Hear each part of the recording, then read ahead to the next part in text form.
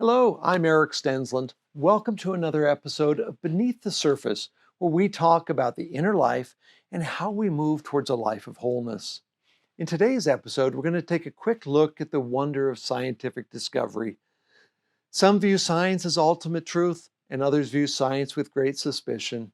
Today, I'd like to challenge both of those perspectives.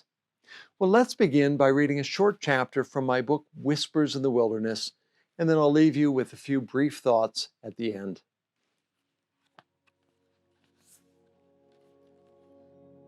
We live in a world where the scientific perspective dominates. As someone who loves the natural sciences, I find so much to celebrate. We've learned incredible things that have changed our lives and opened up vast new areas of understanding. We've conquered diseases, created devices that have transformed our world, and begun to understand the history of our universe. We've glimpsed worlds that are farther away than we can comprehend, and we've even begun to understand the often bizarre underpinnings of the cosmos. At times, it seems as if there is nothing beyond the deductive power of the scientific method.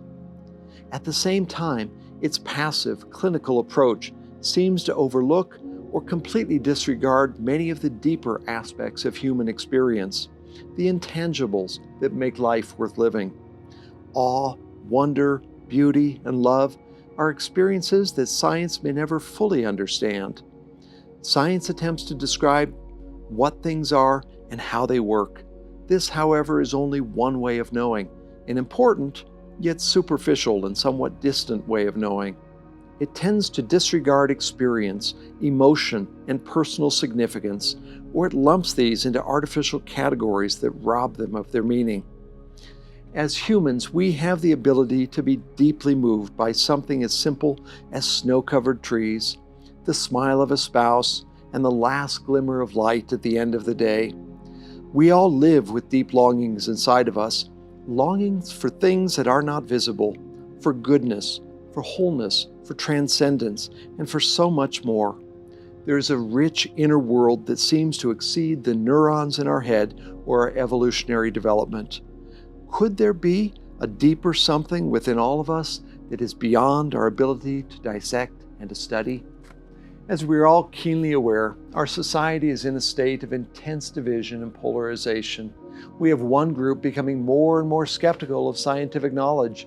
We saw that skepticism play out during the COVID pandemic, and it continues to happen today in so many other areas, ranging from health to environmental issues.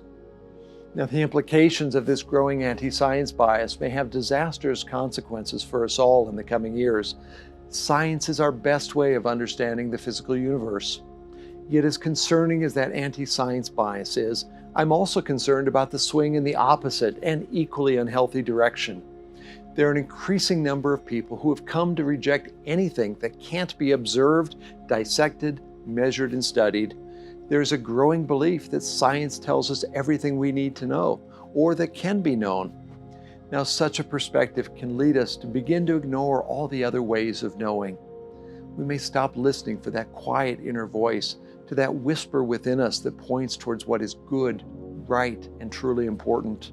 It can lead us to make bold assertions that there is no mystery at the heart of our cosmos, that we are certain there are no other dimensions beyond the ones that we can measure.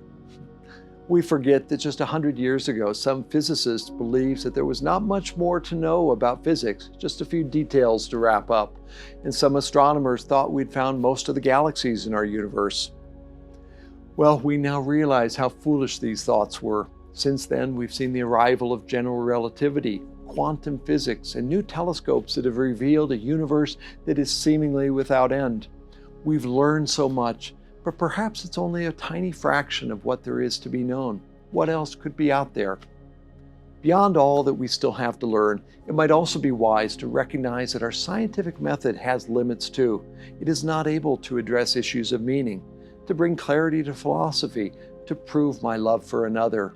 Science is a tool that works extremely well for exploring the physical world, but it is less capable in dealing with the intangibles. So how then should we live in this tension between anti-science and scientism? Perhaps what is needed is a celebration of all that science is able to reveal, while also holding a deep sense of humility, knowing that we still know so little about our universe and that some things may even be beyond the reach of the tools that we have. Well, what are your thoughts? I'd love to hear what you think about how we can hold this tension. Let me know what you think in the comments below. Thank you everyone for watching. I'll see you all in the next video.